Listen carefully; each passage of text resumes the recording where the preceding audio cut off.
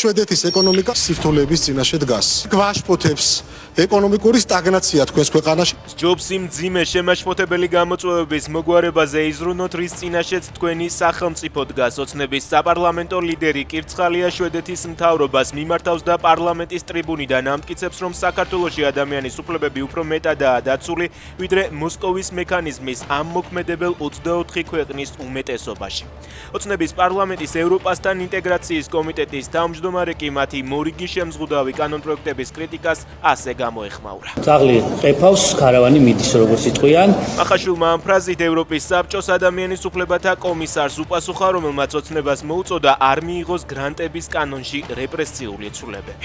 პარლამენტის საგაზაფხულო სესიის პირველი სხდომა პროტესტის პარალელურად მიმდინარეობს. საკანონმდებლო ორგანოსთან მოქალაქეები არიან შეკრებილები და იმ კანონპროექტებს აპროტესტებენ, რომლის განხილვასაც ოცნების დეპუტატები დღეს იწყებენ.